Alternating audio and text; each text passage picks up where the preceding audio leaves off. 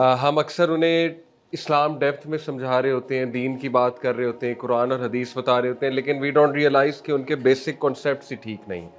Basic concept से मुराद है कि काफ़ी को तो यकीन ही नहीं कि इस्लाम ठीक दीन है भी कि नहीं, और किसी के जहन में भी आ सकता है। ठीक है, जिस दौर में हम रह रहे हैं, ग्लोबलाइज्ड वर्ल्ड है, तो इसमें हम बहुत सी चीज़ों से एक्सपोज्ड है ना। हम देखते हैं, हमारे जहन में सवाल तो आता है कि यार जो कल्चरल इस्लाम है और जो बुक फॉर्म में इस्लाम है उसमें बड़ा तज़ाद है। जब कल्चरली इस्लाम प्रैक्टिस होता है और जब बुक फॉर्म में देखते हैं तो बड़ा तज़ाद आता है। फिर ज़ाहिर है ये सवाल भी आता होगा कि यार दूसरे मज़ाहिब के लोग भी तो अच्छे ही हैं, तो उनका क्या कसूर वगैरह वगैरह। तो ये इसलिए पहली क्लास जो मैंने रखी थी टू क्लैरिफाई कि असल में दीन क्या है, सही दीन कौन सा है, हमारी क्या ज़िम्मेदारी है, दूसरे मज़ाहिब के लोगों के साथ हमारा कैसा रवैया होना चाहिए वगैरह वगैरह। सेकंड जो क्लास थी वो भी बड़ा इंपॉर्टेंट टॉपिक है। बहुत से लोग को पर्पस ही क्लियर नहीं है। जब तक आपका पर्पस क्लियर नहीं होगा तब तक ज़िंदगी ठीक से नहीं गुजरेगी। ठीक है, फॉर एग्ज़ाम्पल, अगर हम ये समझते हैं कि ज़िंदगी में 100% हैप्पीनेस ही होगी, हैप्पीनेस ही अचीव करनी है, मकसद भी हैप्पीनेस को चेज़ करना है, तो फिर तो इंसान कभी भी खुश नहीं रहेगा। जैसे बानो कुद्सिया का एक जुमला है, ऑल्दो जुमला कुछ ज़्यादा ही पेसिमिस्टिक है, लेकिन किसी हद तक बात ठीक है। बानो कुद्सिया जो इशफाक अहमद की वाइफ थी, उनका एक जुमला है कि इंसान गम की गिरफ्त से कभी नहीं निकलता, खुशी तो थकान उतारने का नाम है। तो ऑल्दो ये बहुत ही ज़्यादा पेसिमिस्टिक है, लेकिन किसी हद तक बात दुरुस्त भी है। रियलिस्टिक होकर लाइफ गुजारनी चाहिए। ठीक है, वो मेरा सेकंड क्लास का ये मकसद था कि अल्लाह ने जब बता दिया कि मैं आजमाइश लूँगा, इस दुनिया में तुम आजमाए जाओगे और हर एक की डिफरेंट आजमाइशें हैं, तो जब तक पर्पज़ आपका क्लियर है, पर्पज़ ये है कि जन्ना इज़ माई पर्पज़ और seeing Allah, meeting my creator is my purpose, तो इंसान में बर्दाश्त भी आ जाती है, टॉलरेंस भी आ जाती है, और इंसान फिर अपने नसीब को भी एक्सेप्ट कर लेता है, तकदीर को भी एक्सेप्ट कर लेता है और आगे बढ़ता जाता है। ठीक है, तो वो सेकंड क्लास का ये मकसद था, और उसमें मैंने आपको बताया मीनिंगफुल लाइफ क्या होती है, उसके कंपोनेंट्स क्या होते हैं। फॉर एग्जांपल, मैंने आपको बताया कि अगर ज़िंदगी को बामकसद बनाना है तो उसमें कोहेरेंस होनी चाहिए। कोहेरेंस से मुराद है एक डायरेक्शन होनी चाहिए, एक डायरेक्शन के साथ ज़िंदगी गुजारनी चाहिए, गोल के साथ ज़िंदगी गुजारनी चाहिए, और सबसे बड़ा गोल वही है आखिरा। जब तक वो गोल जिंदा है तब तक इंसान आगे जी लेगा और बहुत अच्छे से जी लेगा। ठीक है, आपको मैंने बताया था कि देखें, ये गोल इतना बड़ा है, इतना कमाल है कि छोटे छोटे गोल्स अगर ना भी अचीव हो तो बंदा बिल्कुल डिप्रेशन में नहीं जाएगा। थोड़ा सा उसको गम होगा आर्जी तौर पे, लेकिन बाद में वो कम बैक कर लेगा, क्योंकि उसे पता है कि यार यहाँ ना मिला तो वहाँ मिल जाएगा। तो ये इतना ज़बरदस्त कॉन्सेप्ट है हमारा आखिरत का जो कॉन्सेप्ट है। अब सोचिए, जिनका सिर्फ दुनिया ही असल ज़िंदगी है, दुनियावी गोल्स ही असल गोल्स हैं, तो उनके डिप्रेशन में जाने के ज़्यादा चांसेस हैं। मिसाल के तौर पे कोई CSS करना चाहता है, ना हुआ, सो व्हाट। ठीक है, अब क्या होगा? अगर तो वही वाहिद गोल था फिर तो लाइफ इज़ ओवर, फिर तो ज़िंदगी ख़त्म हो गई, क्योंकि वो गोल ही वो था। इसी तरह अगर किसी ने मिसाल तौर किसी से शादी करनी है, अब अल्लाह नोज बेस्ट होगी कि नहीं होगी, सपोज नहीं हुई, फिर क्या? गोल वही था तो लाइफ ख़त्म। और बहुत से लोग कर लेते हैं ख़त्म, क्योंकि उनका वाहिद गोल ही वो होता है ज़िंदगी का। ठीक है, इसी तरह किसी यूनिवर्सिटी में एडमिशन लेना था, MBBS करना था, या मिसाल के तौर पर कोई जॉब करनी थी, सपोज ना हुई, फिर क्या करेंगे? तो आप समझ रहे हैं मेरी बात कि असल में ये तो छोटे छोटे गोल्स हैं। मिल जाए अल्हम्दुलिल्लाह, ना मिले तो भी अल्हम्दुलिल्लाह। असल मकसद है ज़िंदगी यहाँ पे गुजारना, अच्छे से गुजारना, परहेजगारी से गुजारना, अपने बेस्ट एट्रीब्यूट्स को बाहर निकालना और आखिरत की उम्मीद करना। असल बात तो ये है ना। तो असल गोल जब तक जिंदा है ज़िंदगी बामकसद है। जब असल गोल मर गया तो फिर डिप्रेशन है, सैडनेस है, एम्प्टीनेस है, फिर ये ज़िंदगी बहुत तंग हो जाएगी। और अल्लाह ने वार्न किया भी हमें, सूरह तोहा में कहा ना, वमन आरज़ अन ज़िक्री फ़इन्ना लहू मईशतन ज़न्का, जो कोई भी मेरी इंस्ट्रक्शन से आराज़ करेगा, वमन आरज़ अन ज़िक्री, जो भी मेरे ज़िक्र से, यानी ज़िक्र इंस्ट्रक्शंस को कहते हैं अरबी में, इंस्ट्रक्शन से, वही से आराज़ करेगा यानी भागेगा, फ़इन्ना लहू मईशतन ज़न्का, उसकी मईशत, उसकी ज़िंदगी बहुत तंग हो जाएगी, जन का तंग हो जाएगी बहुत ज़्यादा। ठीक है, तो ये अल्लाह ने वार्न भी कर दिया कि तुम खुद अपनी ज़िंदगी तंग बना लोगे, खुद अपनी ज़िंदगी मुश्किल बना लोगे अगर मेरी इंस्ट्रक्शन से आराज़ करोगे। तो ये था सेकंड लेक्चर।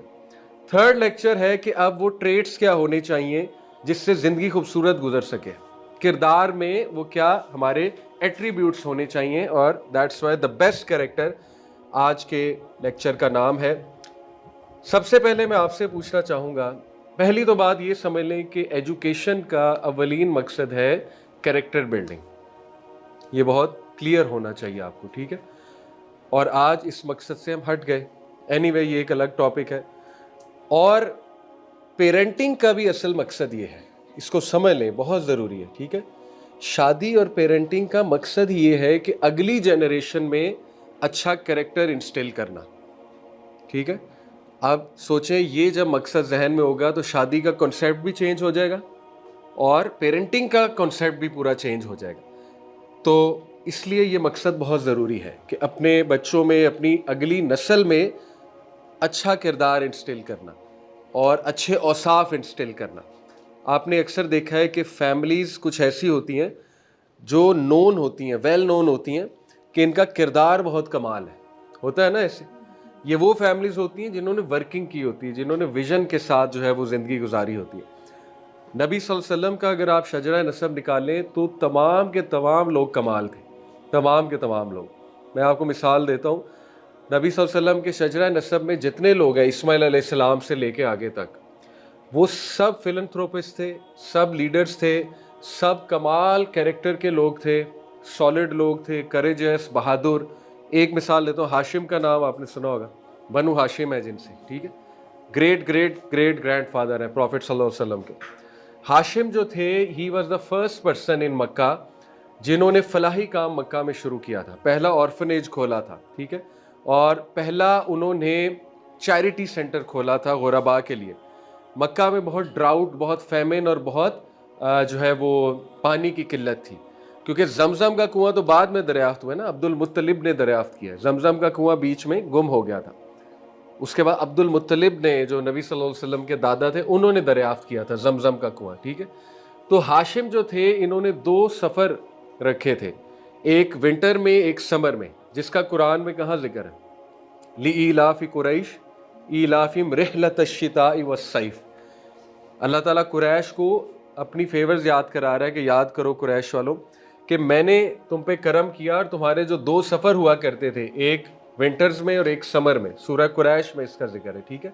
जिससे तुम लोगों ने बड़ा कमाया और तुम लोगों को खाने को मिला, पीने को मिला। तो ये 2 सफ़र की इनिशिएशन हाशिम ने की थी, नबी सल्लल्लाहु अलैहि वसल्लम के जो ग्रेट ग्रेट ग्रैंडफादर थे। और इन 2 सफ़रों का मकसद बहुत नेक था। मकसद देखें कितना नेक था। तिजारत सेकेंडरी पर्पस था कि तिजारत होगी, मेन पर्पस ये था कि जो प्रॉफिट आएगा उससे गुरबा, मसाकीन और यतीमों की कफालत की जाएगी और उनको खाना दिया जाएगा, पानी दिया जाएगा। तो हुआ ऐसे कि एक सफ़र पे इनकी वफ़ात हो गई हाशिम की, और आप हैरान हो जाएंगे फौत कहाँ हुए और दफन कहाँ है, गज़ा में। आप बेशक गूगल कर लें, हाशिम जो है ये फौत हुए गज़ा में, फ़लस्तीन में, और दफन भी वहाँ है।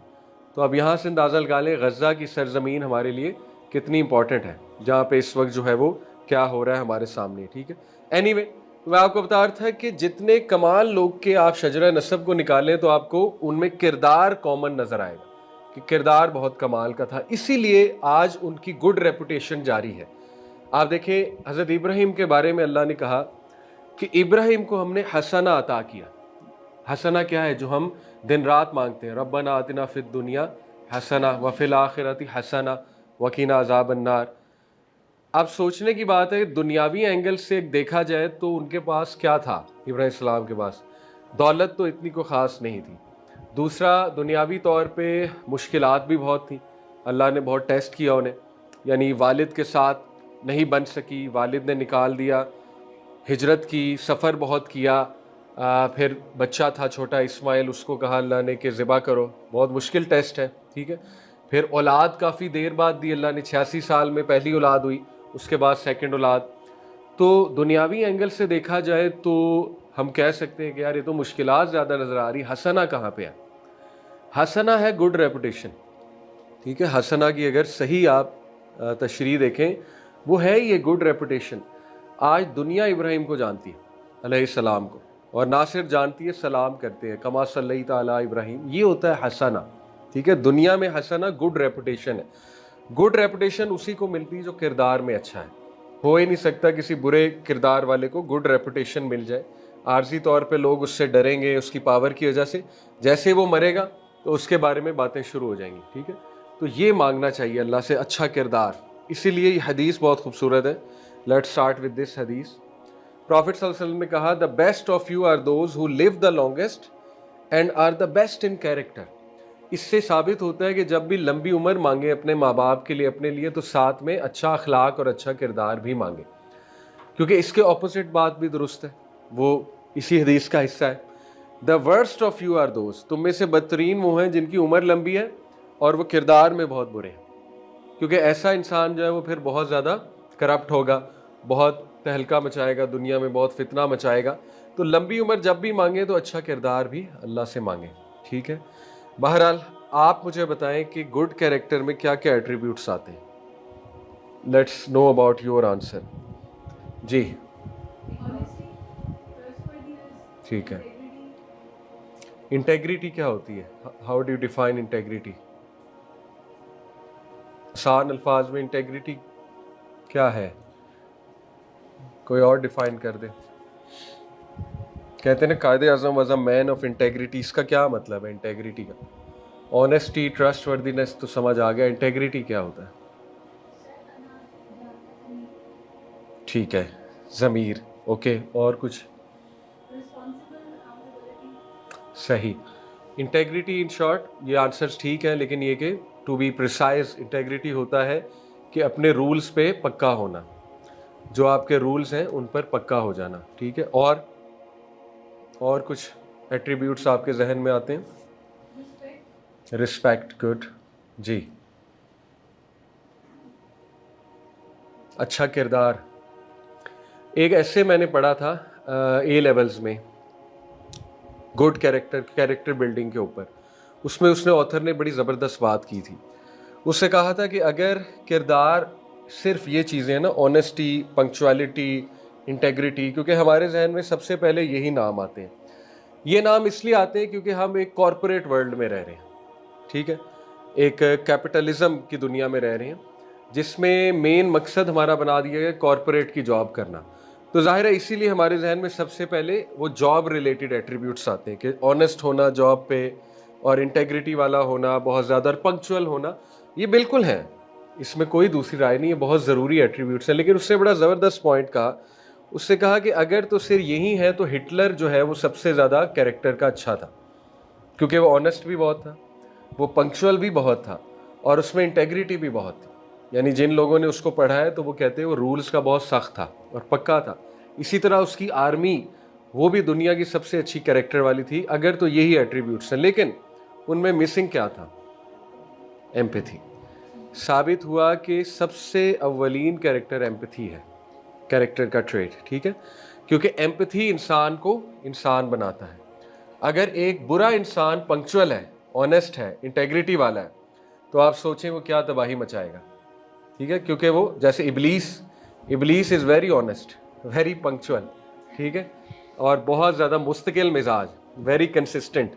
इशफाक अहमद का एक वाक़या है, वो कहते हैं कि मुझे चैलेंज दिया मेरे दोस्त ने जब मैंने बैचलर्स किया गांव में, कि हम तुझे साइंसदान तब मानेंगे, बीएससी की थी ना, जब तू, एक माई थी, माई नूरा के नाम से उनके गांव में, जो चने भूना करती थी और बड़ी पॉजिटिव खातून थी। कहते उसके मुंह से आज तक नेगेटिव जुमला नहीं हमने सुना था। तो मुझे चैलेंज किया गया कि हम तुम्हें साइंसदान मानेंगे जब इसके मुंह से कोई नेगेटिव जुमला निकलवाओगे। तो कहते मैंने कहा मसला ही कोई नहीं। कहते मैं उसके पास गया अपने दोस्तों के साथ, उसी तरह खुश अखलाकी से पेश आई, बड़ा पॉजिटिव, कहती पुत्र बैठो, चने भून के हमारे सामने रखे। तो कहते मैंने उससे कहा कि माई शैतान के बारे की ख्याल है? कहते अब फंस गई, शैतान के बारे में तो कोई पॉजिटिव नहीं कह सकता ना। तो कहते एकदम खामोश हो गई, नीचे देखा, फिर मुस्कुरा कर मेरी तरफ देखा, तो कहती कि पुत्र मुस्तकिल मिजाज बड़ा है। तो बात तो सही है, ठीक है, कि है तो खबीस, रजीम, लानती, लेकिन मुश्किल मिजाज देखे कितना है। तो साबित हुआ कि कैरेक्टर में एम्पैथी बहुत ज़रूरी है, क्योंकि अगर एक गलत बंदा मुश्किल मिजाज हो गया और पंक्चुअल हो गया, ऑनेस्ट हो गया, तो फिर वो बहुत तबाही फेरेगा। तो बहरहाल ये कुछ एट्रीब्यूट्स हैं। इंशाल्लाह हम कुरान की तरफ आते हैं, क्योंकि अल्लाह ताला की नज़र में कुछ ऐसे एट्रीब्यूट्स हैं जो बहुत बार बार कुरान में आए हैं, बार बार कुरान में, ठीक है, उसका पहले तज़किरा करते हैं। और ये भी नो डाउट बहुत इंपॉर्टेंट है, जो सिस्टर ने कहा, पंक्चुअलिटी, ऑनेस्टी, इसकी बड़ी कमी है हमारी कौम में एज अ नेशन। शायद कमी है इसीलिए पहले ये आते हैं माइंड में, क्योंकि कमी बहुत ज़्यादा है, ठीक है। एनीवे, तो सबसे पहले देखिए एक रिसर्च आपके सामने रखता हूँ, साइंस क्या कहती है। मार्टिन सेलिगमैन पॉजिटिव साइकोलॉजी का बानी है, ये एक फील्ड है पॉजिटिव साइकोलॉजी 1980 की। तो उसने क्या किया, उसकी टीम ने 2 मिलियन यानी 20 लाख लोगों का सर्वे किया। यूनिवर्सिटी ऑफ पेंसिल्वेनिया में एक रिसर्च है ये। तो जाहिर है पेपर दिया होगा या इंटरनेट पे किया होगा, जैसे भी किया होगा। एनीवे, 2 मिलियन 20 लाख लोगों का सर्वे किया मुख्तलिफ इलाकों से, और उनके सामने सर्वे में पूछा ये कि ये आपके सामने 6-7 कैरेक्टर के एट्रीब्यूट्स हैं, इनमें सबसे इंपॉर्टेंट और सबसे मुश्किल टू अचीव क्या है। तो 70 to 80% का आंसर सेल्फ कंट्रोल था। अब देखिए, डिसिप्लिन और सेल्फ कंट्रोल बहुत बड़ा एट्रीब्यूट है, ठीक है। ये असल में इंसान को इंसान बनाती है ये चीज़, सेल्फ कंट्रोल, और इसका ताल्लुक फिर इंटेग्रिटी से भी आ जाता है। इसके नीचे बाकी सारे हैं, ऑनेस्टी, क्योंकि जो बंदा डिसिप्लिन्ड होगा, सेल्फ कंट्रोल जिसका होगा, उसमें बाकी चीज़ें भी नीचे आ जाएंगी, ठीक है। तो इसलिए बहुत जामे और बहुत ज़बरदस्त एट्रीब्यूट है सेल्फ कंट्रोल। कुरान की रोशनी में भी 4 एट्रीब्यूट्स अगर मैं आपको बताऊं जिनका बार बार जो है वो जिक्र आता है, उनमें एक तो है ग्रैटिट्यूड, शुक्रगुजारी। कुरान में कितना ज़्यादा जोर है इस पे, और अल्लाह ने यहाँ तक कहा कि मेरे शुक्रगुजार बंदे चंद ही हैं। कहा ना, कलीलम मा तशकुरून, तुम में से चंद ही शुक्रगुजार होते हैं। तो शुक्रगुजारी बहुत बड़ा एट्रीब्यूट है, ग्रैटिट्यूड। और ये इस पर कभी आप सोचने बैठे ना, ग्रैटिट्यूड ये गिफ्ट है अल्लाह की तरफ से। यानी जो शुक्रगुजार बंदा है ना, वो इस लेवल का पॉजिटिव होता है कि वो कहीं से भी शुक्रगुजारी का पॉइंट निकाल लेता है। और it really helps fight depression. यानी अगर आप कभी सिर्फ इस पे सोचने बैठ जाए ना कि मैं इंसान हूँ, बस ये पॉइंट इनफ है शुक्रगुजारी के लिए, इनफ है।